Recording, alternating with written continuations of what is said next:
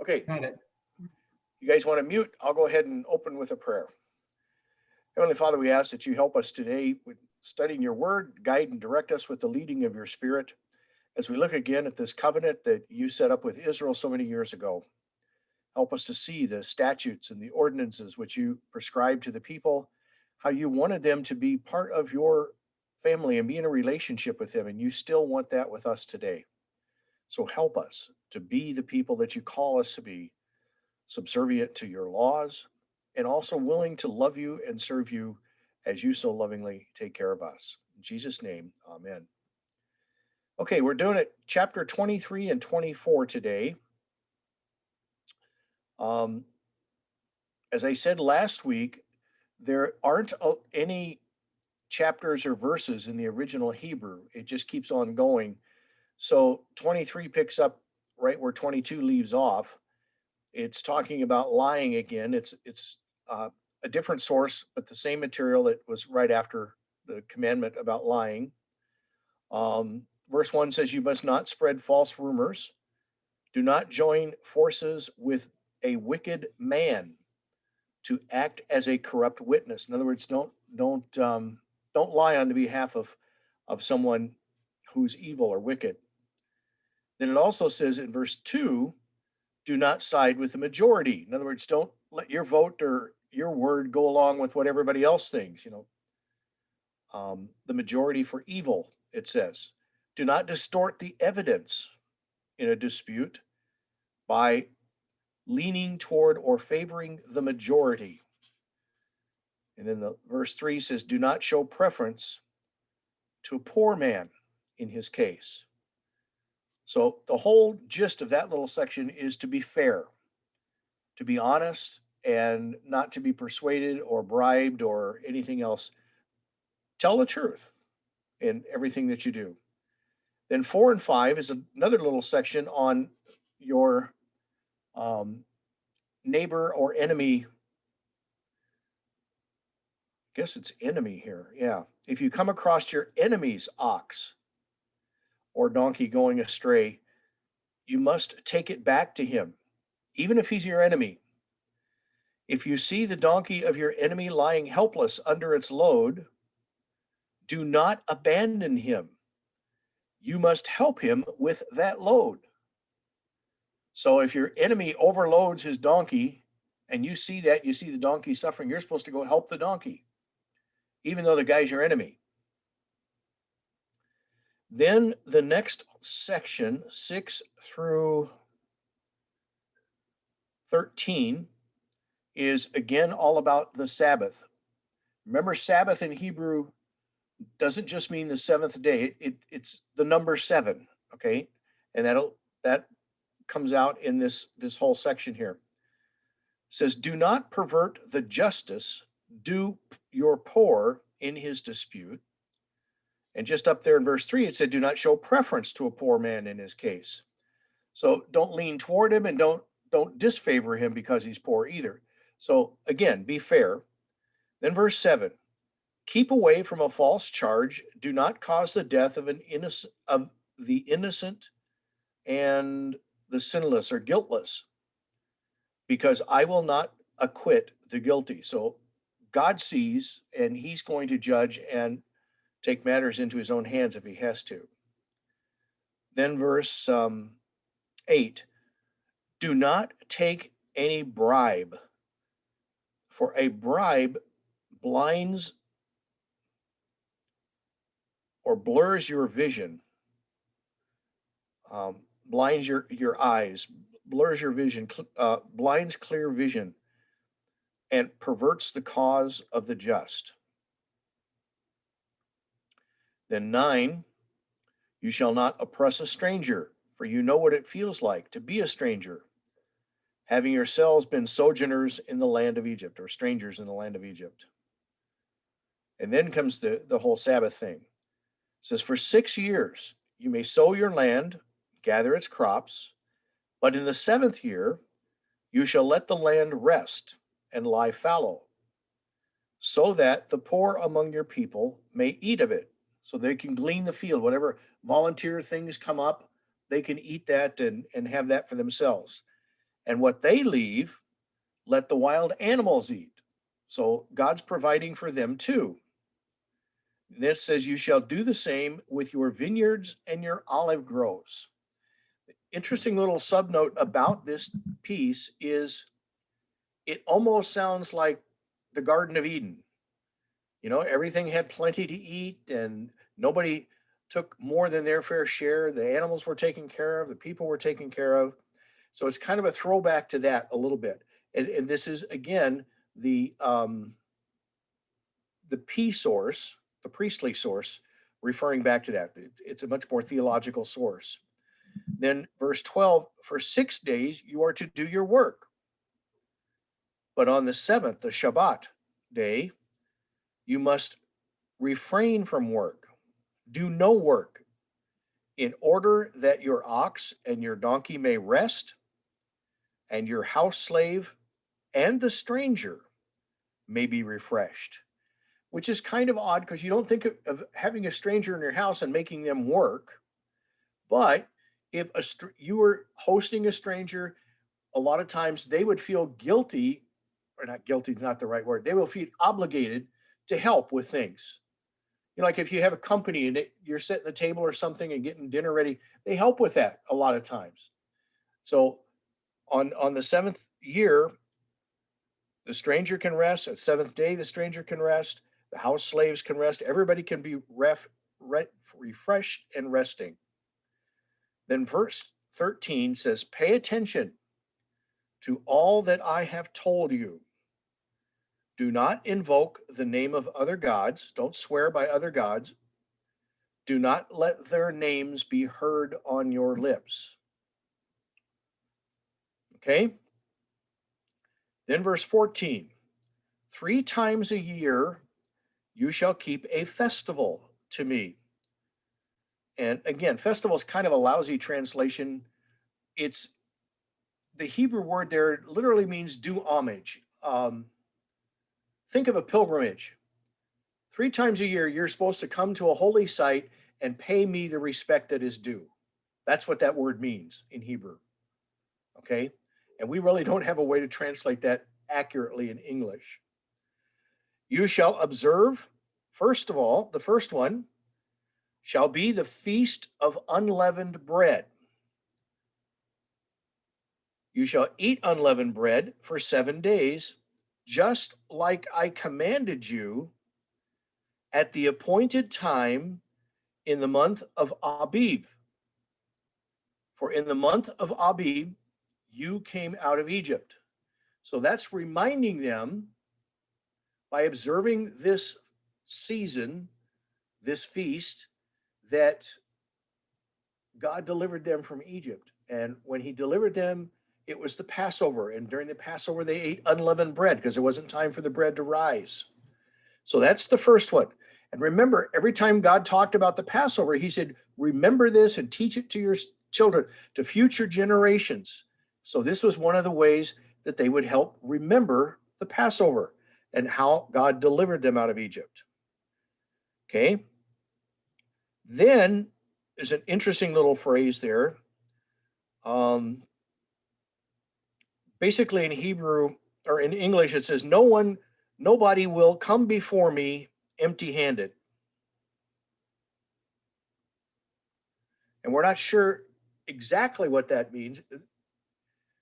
The Feast of Unleavened Bread is a time of remembrance. And I'll get to the notes on this in just a little bit, but it sounds like they're supposed to bring an offering, and that gets explained a little later.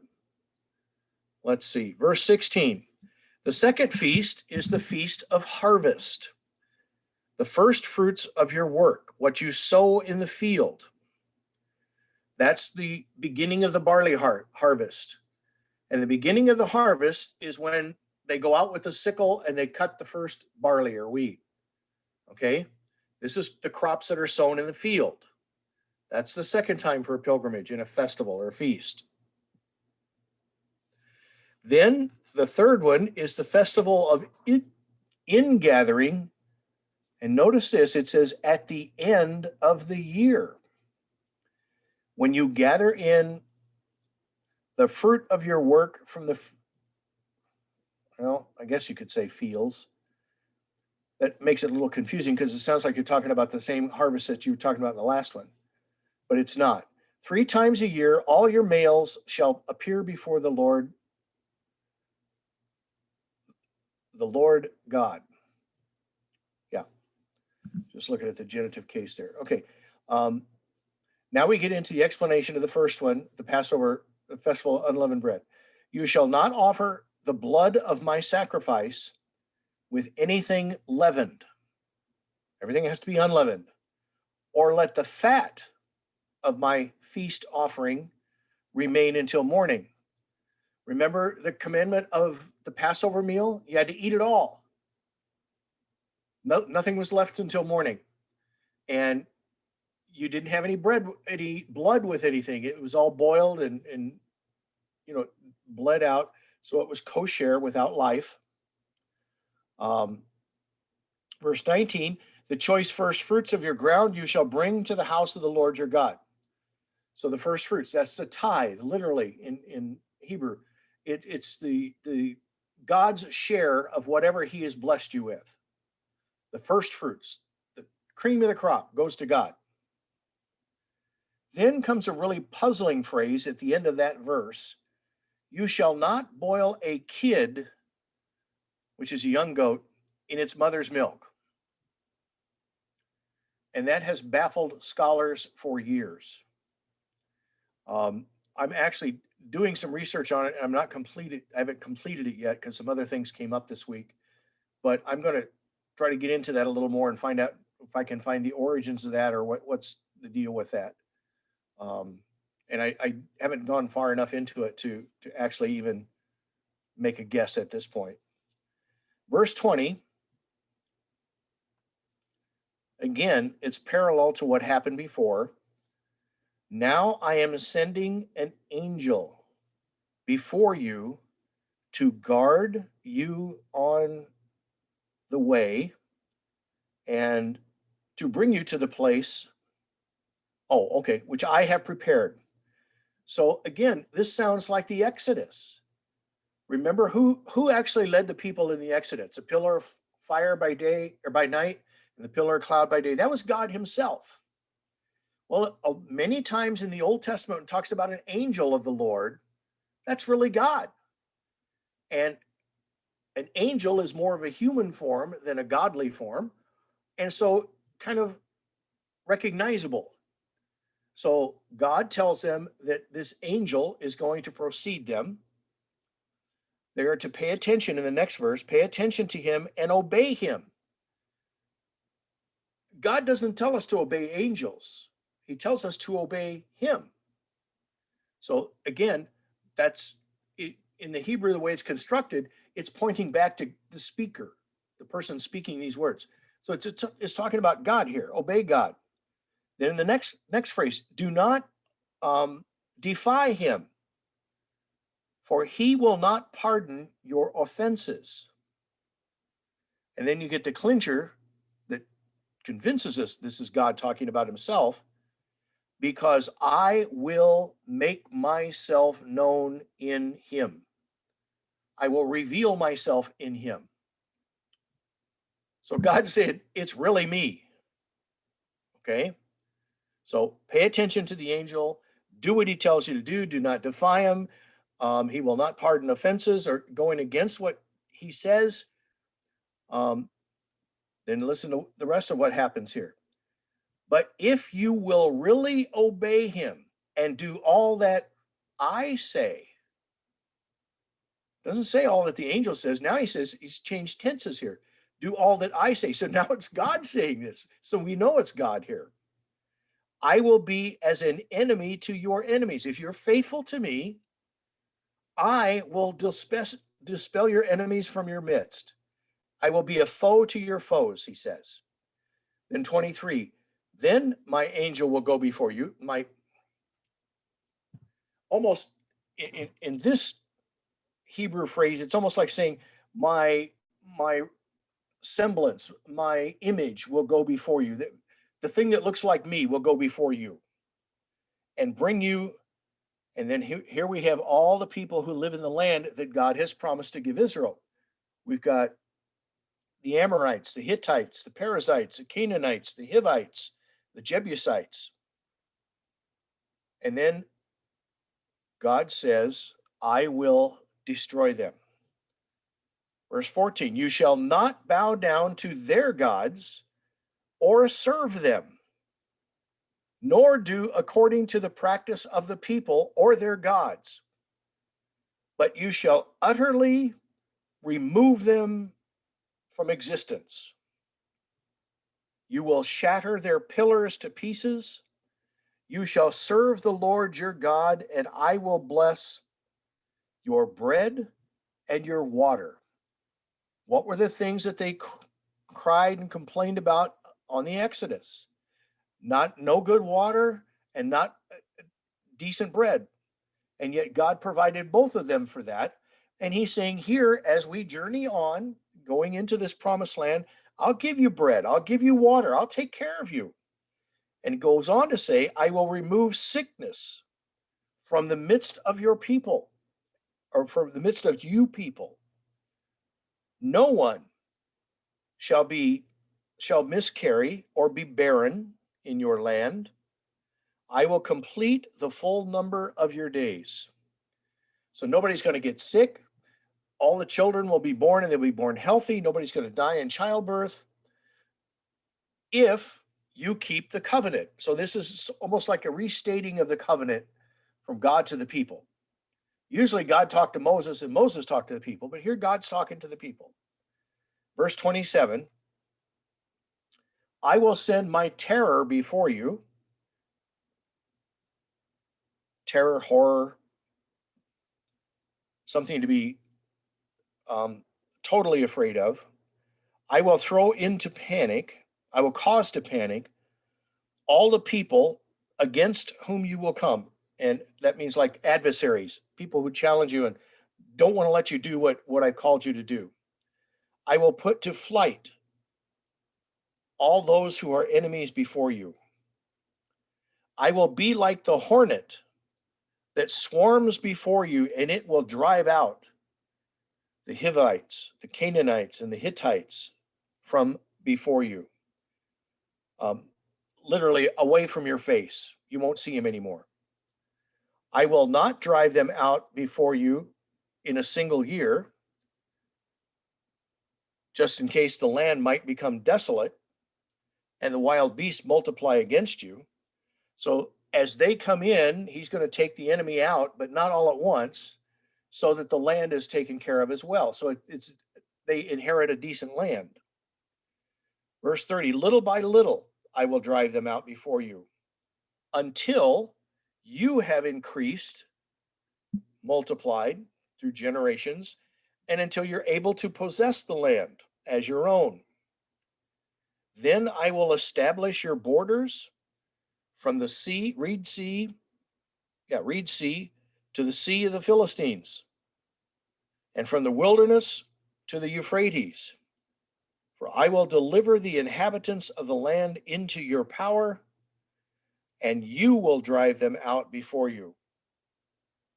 Which they're going to flee the people. It's really they're fleeing God, but they'll dissipate from in front of you. Verse 32, you shall not make a covenant with them and their gods. You will not. They shall not stay in your land, so that they might cause you to sin against me by serving their gods. This would be a trap for you. Okay? So that's that section, restating of the covenant. Let's see, the three festivals in Hebrew. The festival of unleavened bread is Hamasot. The festival of the harvest is Hakasir. And the festival of weeks is where they bring in the fruit from the olive trees and the vines, is Sebuot. Okay. The last one, the festival ingathering, where they picked the grapes and the olives, that was in September, which they considered the end of the year. So that's almost like a New Year's celebration. Except our New Year's is in January, theirs is in September because all the work is done. The grain has been harvested, the fruit has been harvested, the wine has been made, the olives have been pressed into oil, and everything's done for the year. So that's the end of the year. Okay. Now, the three festivals. The festival of harvest was set by Deuteronomy 16, verse 9, 7 weeks after the sickle was first put to the grain. And the word for that in Hebrew, as well as in Greek and in English, they all three have the same word, believe it or not, Pentecost, which means 50 days. So from the time of the beginning of the harvest to the next festival is 50 days, Pentecost. Okay, 7 weeks after the barley harvest comes the wheat harvest. And then the last one, the ingathering is a gathering of the fruit, which is the olives and the grapes. It's the going out of the year, the end of the year. And once they get all that in, then everybody's done with all the harvest, and that's the end of that. So that essentially the new year. Okay. Let's look at chapter 24. This is about the sealing of the covenant. Now, they've heard the covenant. They agreed to it before they ever heard what the conditions were. Then once they saw the fire and smoke on the mountain, they got a little worried. They backed away from it. Moses came down and talked to them, put their fears to rest. They agreed to it again. We've just heard God reiterate what the covenant was all about. And now Moses is going to seal the covenant with the people.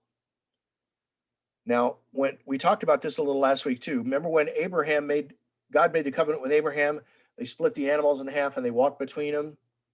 Okay, there's a lot of places in Old Testament where both God and the people participate in these covenant actions. This is one of them, and I'll tell you about the other ones in just a minute. Okay, let's look at verse 1. God said to Moses, "Come up to me, the Lord, you and Aaron, Nadab and Abihu." Nadab and Abihu are the sons of Aaron. Okay. And bring 70 of the elders of Israel with you and worship at a distance from my mountain. Then verse 2, Moses alone shall come near to the Lord. They, meaning Aaron and his sons and the 70 elders, shall not come near, nor shall any of the people come up with him. So immediately in the first couple of verses, you get this separation of, it's almost like a hierarchy. There's God, then there's Moses, then there's Aaron and his two sons, then there's the 70 elders, and then there's the people. Okay, so it's sort of like a gradation or, different levels. Verse 3, then Moses came and told the people all the words of the Lord and all of his ordinances, his laws. And all the people answered with one voice and said, all the words which the Lord has spoken, we will do. Now, this is the third time they've said this. They're committing to the covenant all over again, just like they did in chapter 19. Verse 4, Moses wrote down all the words of the Lord. And as he rose early the next morning, he built an altar at the foot of the mountain with 12 pillars, one pillar for each of the tribes of Israel. Verse 5, he then sent young men of the Israelites. They offered burnt offerings and sacrificed peace offerings of oxen to the Lord. You know how big an oxen is? It's bigger than a cow, right? You need young, strong men to be able to butcher those things. You can't just have a bunch of old guys doing it. You got to have young, healthy guys doing it. So they offer these sacrifices. Then verse 6, listen what happens. Moses took half of the blood.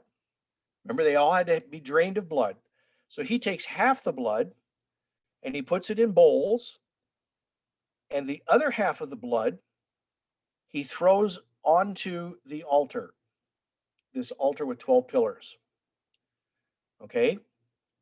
Then he took the book of the covenant, which is all those laws that God had given him to give to the people, wrote it down, and he reads it to the people again. So they know for sure what it is that they're agreeing to. And they said again, the fourth time now, all that the Lord has spoken, we will do and will obey. So that's 4 times they've committed to it. Then verse 8, then Moses took the blood and threw it out onto the people and said, this is the blood of the covenant, which the Lord has made with you on the basis of all these words. So the first half of the blood was thrown on the altar, which represents the presence of God. The second half of the blood was thrown on the people, which brings them into it. So what that means, that action literally means that if one of the two sides breaks the covenant, the other side can kill them, drain their blood, and throw it out onto the ground without any repercussions. That's how serious this is, okay? You get several, let me see if I can find it, other places where that happens in the Old Testament. I'm trying to find it here real quick.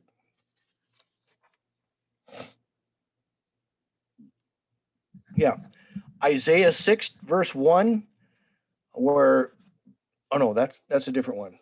Sorry. Genesis 15, that's where God passes between the animals with Abraham. Jeremiah 34, a threat for disobedience, like the fate of the calf, which has been cut in two, and the different parties walk between the calf. There's several places in the Old Testament, Leviticus 4, Hebrews 9, all these different places where this whole covenant action takes place. So this is a ritual that's commonly practiced. Everybody understood and knew what they were committing to and how serious this was. Okay. So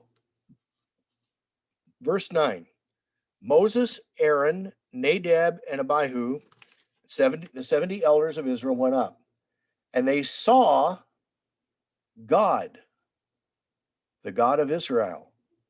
This is the Yahweh source here.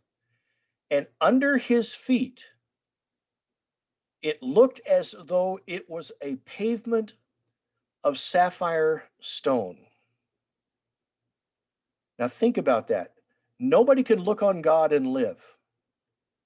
Yet they saw God standing on a floor of sapphire stone, it says, like the very heaven in purity. And I've got some notes on that in just a minute. Yet he did not lay a hand on the leaders of the Israelites, but they in turn beheld God, and then they feasted. They ate and drank. Notice when they first got to the mountain how terrified all the people were. There was fire, there was smoke, and the ground was shaking and everything. It was what we might call a horrible theophany, a horrible revelation of God. This God's scaring everybody to death. Now, these people are all called up onto the mountain. They see where God is standing. Don't really, it says they see God, but they can see where he's standing. That's about it. And then they sit down and they have a meal with God. Notice how the relationship has changed. It's no longer a God is a God to be feared. He's a God he's still awesome and still almighty and omnipotent and everything else, but they can actually be in presence of God and not be killed. Verse 12, then God says to Moses, come up to me on the mountain. So come on above everybody else and wait there. And I will give you the tablets of stone and the teachings and the commandments which I have written to instruct the people. So Moses arose with his attendant Joshua, and Moses went up into the mountain of God. To the elders he said, wait here for us until we come back to you. You have Aaron and Hur with you. Whoever has a dispute, let him take it up with them. Then Moses went up the mountain, and the cloud covered the mountain. The glory of the Lord settled on Mount Sinai, and the cloud covered it for 6 days. On the seventh day, he called to Moses from the middle of the cloud. The appearance of the glory of the Lord was like a consuming fire on the top of the mountain in the sight of the people of Israel. And Moses entered the midst of the cloud, went up the mountain, and Moses was on the mountain 40 days and 40 nights. Again, the whole 40 thing is a holy number, of course. And in this chapter, what we've got is basically God talking to Moses, God talking to the people. He's a God to be respected. He's a God to be obeyed, but at the same time, he's not this awful, terrifying God that they perceived in the past. Okay, you get this whole movement of Moses and Joshua and Aaron and the sons and the 70 elders, and they all separate out, and they're going up the mountain in stages. And finally, it's just Moses who goes up into the cloud and speaks with God by himself. The ceremony of the sealing of the covenant, Moses is mediator between the people and God. So he throws the blood literally on God's altar, and he throws the blood on the people. Now they've been sealed together. So the deal has been consummated at this point. So whoever breaks it, the other one gets to drain them of their blood and throw it out on the ground.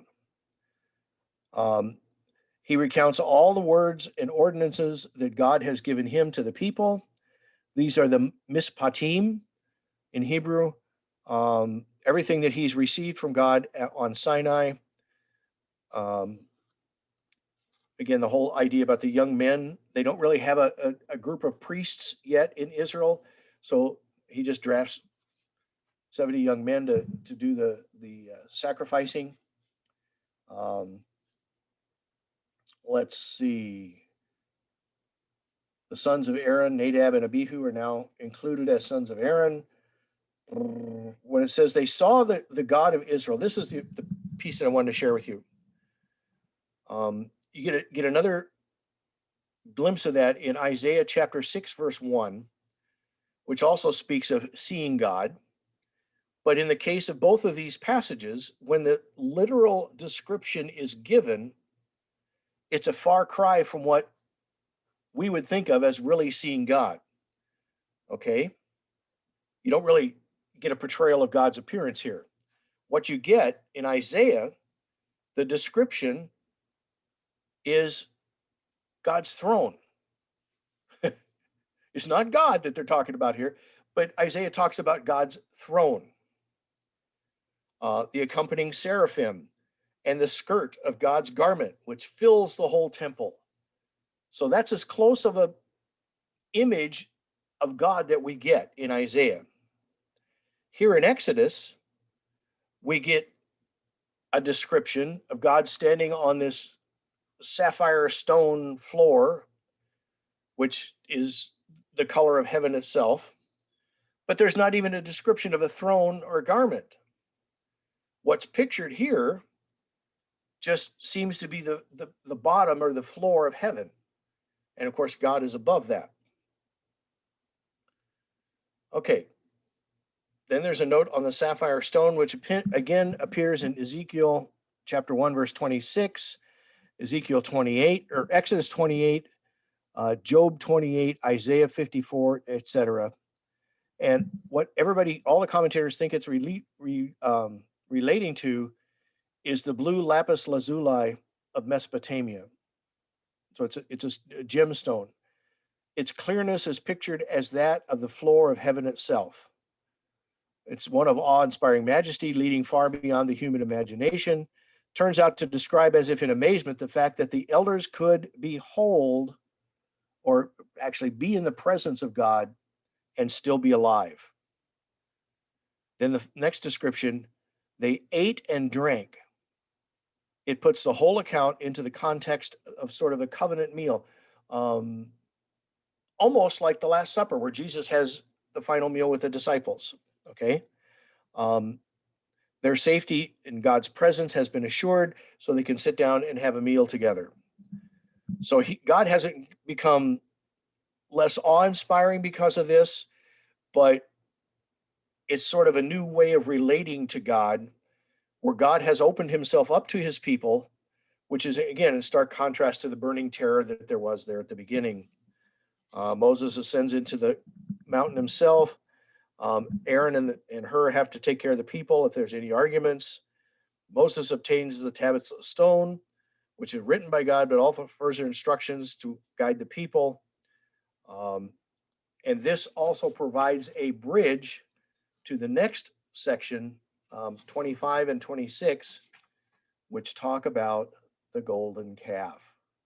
Remember how they've said it just in this chapter 4 times, how they agreed with the covenant. The blood was thrown on them and the blood was thrown on God's altar. So they're both bound by this now. And yet, as soon as Moses is out of the picture, what do? They turn their back on God and make a graven image. So this is setting the stage for what's coming. And then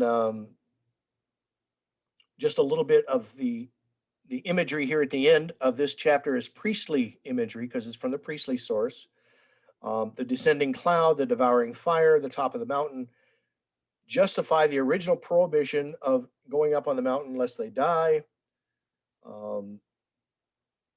They can see the burning fire through the crowd, so you know that God is up there and it's very important and God is all powerful. Moses has to prepare for 6 days before he can go into God's presence. Only on the 7th day does God call him into his presence. He's there for 40 days and 40 nights. What happens here is that God has changed his relationship with his people. The covenant now, they're part of this together. They're eternally connected now as God and people. And God's mercy and God's condescension, his graciousness, and everything are explicit at the end of this chapter. That's the priestly source setting up what we're going to have in chapters 25, 26, and 27.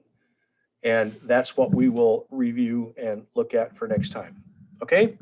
So we got a little time now for questions or comments. Anybody?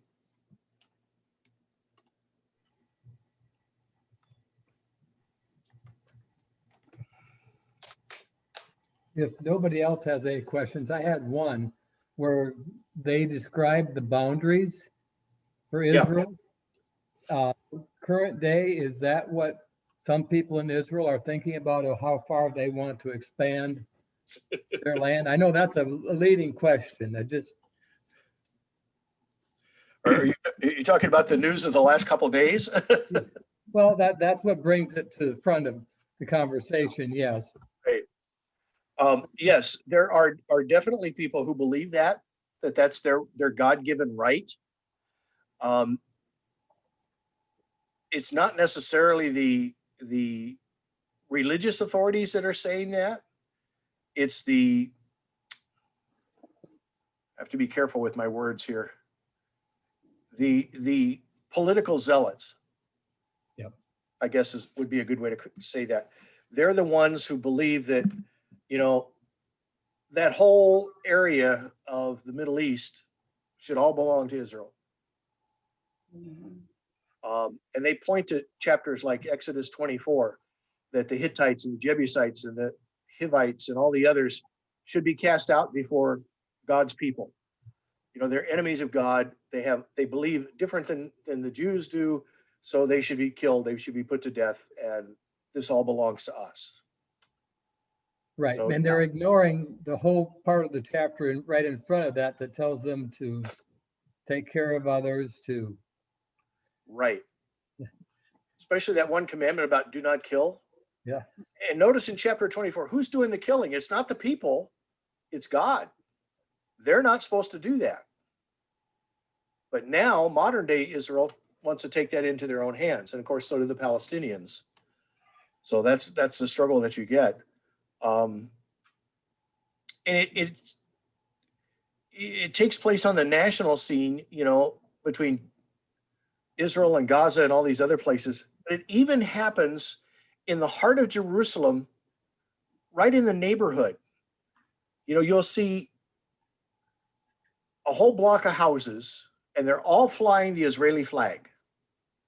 But in the midst of that block of houses, there might be 15, 20 houses. There will be one that's flying the Palestinian flag. And those Israeli neighbors will do everything they can to get that Palestinian family to move. They'll persecute them. They'll put graffiti on their walls. Everything. They just be really nasty to them. And if for whatever reason those people decide they can't live there anymore and they move, the Israelis immediately go in and take over their space. And what they do is carry everything out of the house and they burn it. And then they paint the inside of the house all white. Sort of a ritual cleansing, if you will. And now it can be an Israeli house. And they will do this one house at a time all across the different there's five, the 5 quarters of Jerusalem. And it's an everyday occurrence. They'll, like if your Palestinian neighbor has solar panels, they'll throw rocks up there to bust up the solar panels. If they got one of those big black tanks on the top that collects rainwater, and that's their hot water system, that just the sun heats that black tank, and that's their hot water. They'll go up there and poke holes in the tank and let all the water out.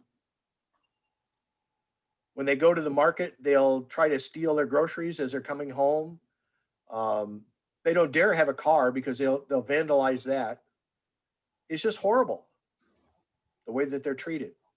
And they can't report anything to the authorities probably either. Right. Because you know who the authorities are in favor of, right? Yeah.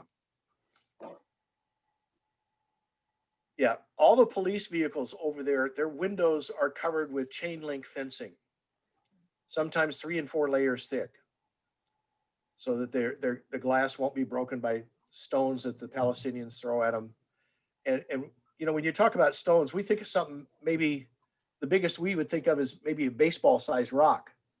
They're picking up paving stones, which are the size of a loaf of bread, and trying to throw those through the window of a police vehicle. It's serious stuff. But yes, you're exactly right. They look at these passages like that as their God-given right to do what they think is right, and getting rid of all these other people who don't believe like they do. When the people saw, when they said some of them saw God, some of the few that were there, I have all this writing below the Bible verses. And it says the leaders did not see God directly. They saw only the lower parts of his heavenly throne room, the sapphire pavement and the filament. Filament or firmament? Firmament. Okay. That means heaven. That's another word for heaven. So that's supposedly all they saw was just that. It's like being on the floor below the top floor, the penthouse. Yeah. That's all you see, except it's made out of precious stones. Some commentators will say that they actually saw God's feet. But remember, just in the last part of chapter 22, I think, we talked about how feet themselves are considered vulgar, obscene. It'd be just like dropping your drawers and mooning somebody, and so that whole idea of them seeing God's feet, no, that doesn't fly at all. But if it was clear and you could see through the floor, then they think that they could have seen God's feet. what they saw was essentially the bottom of heaven. And when you think about it, the blue lapis lazuli is pretty close to the same color as the blue sky. Yeah. So, and again, behind me is, I can move out of the way a little bit. Which way is a better way to go? I guess this way. That's the top of Mount Sinai. And like I said, that's not shadow on there from clouds. That stone up there is actually burnt. And it's not a volcanic mountain at all. In fact, you can see animal trails, people trails across there where they've gone across there and worn trails into the rock and taken it back down to where it's not burnt. But I mean, if I was down at the bottom of that mountain and it was hot enough to burn that stone like that, I think I'd be terrified. Yeah. You know? And what did it take? Think about this. What did it take for Moses to walk up into that? What faith that he must have had to be able to do that? You know? That amazes me. It really does. Yeah. On the one hand, it would be exciting, and the other hand, I think it would be terrifying. All at the same time. And maybe that was the whole idea. Maybe that's what God wanted to have happen, was to literally put the fear of God in him. So. You know, that one where about that verse that you're going to look up, Oh yeah, about the 25, 26.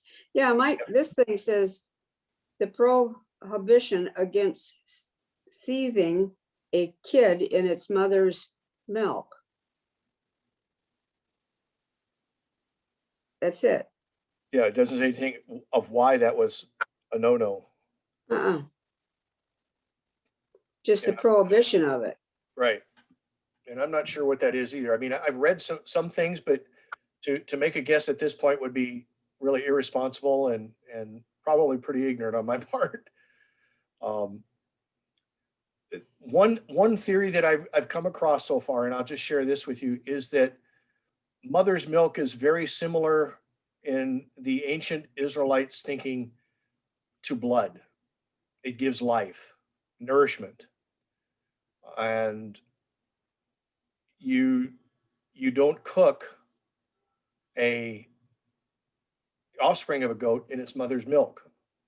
That's just wrong on so many levels.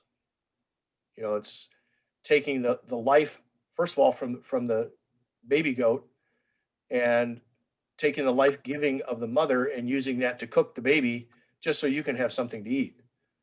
That's one of the things I've read. But like I said, I haven't read enough of pretty decent scholarly stuff to figure out what's really behind that. But I will have that for you for next week. I don't know. It goes on. It says, maybe it's Deuteronomy, is a protest against a Canaanite's method of preparing a sacrifice. Huh. I don't know. I'll find out. I'll make a note and find out. If they think that, like goat's milk, or is the milk from any animal like that ever consumed like we consume milk? Or is it considered like the lifeline or the life fluid or whatever, like blood, so they don't consume it? No, they did consume goat milk and sheep's milk. They made cheese, a lot of cheese. Yeah. Not like we understand. It's more a cottage cheese. You know, just They consumed it. So like what you were saying, maybe they thought that the kids, the mother goat milk was kind of similar to thinking it's his life, like the blood. Right. That's why I said, you know, we can go so many different directions with that. It's really not good to go into it at this point until we do a little more research. One Which of I those short verses you ignore. Yeah, no, it's there Because you for don't a reason. understand it, so you just kind of skip by that one. It's there for a reason, and those kind of things bug me, and I've got to go back and get to the bottom of it if I can. There's a lot of it that you just can't, We just probably take it literally. Okay, they can't, Yeah. use it to cook with, and so. It's So, one of those things, it's one of those things that go on my list of questions for when I get to heaven. Don't think I'm going to have that list with me when I get there, though. But boy, if I do, I'll have a lot of answers.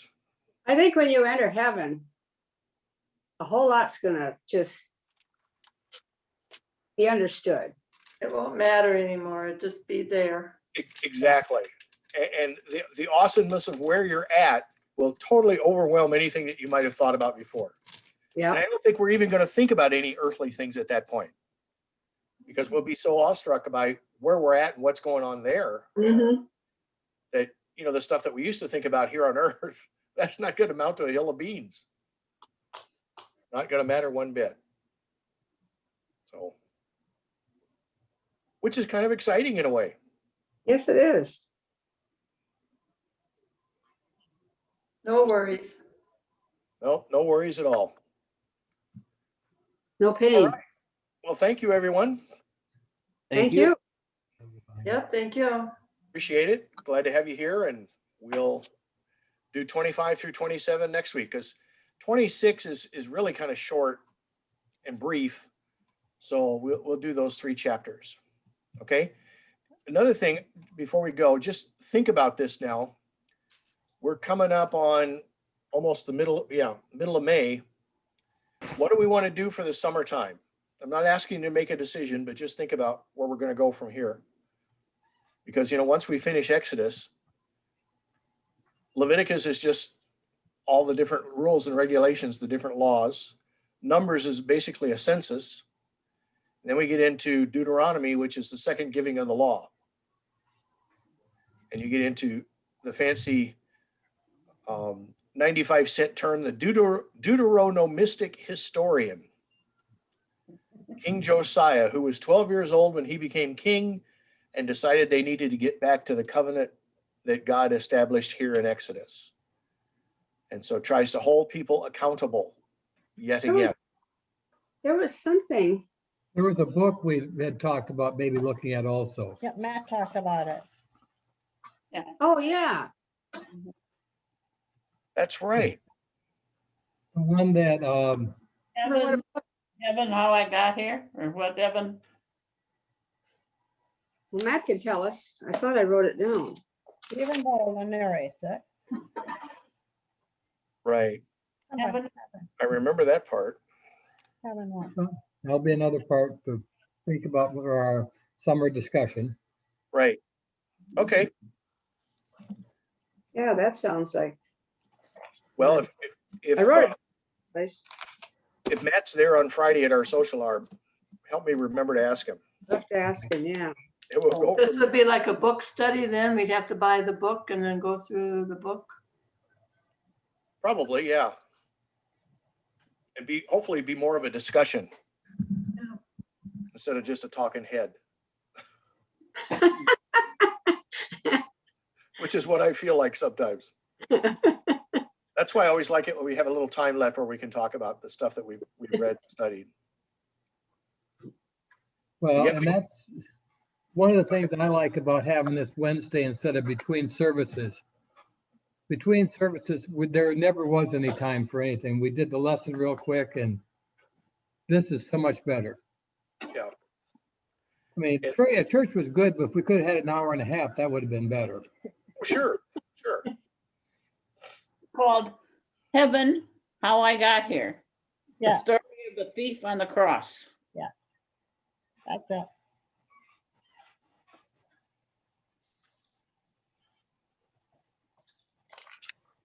You That wrote was it. the name of the book, Sue? What? That was the name of the book? Yep, Heaven, How I Got Here. Did you have the author? By Colin Smith.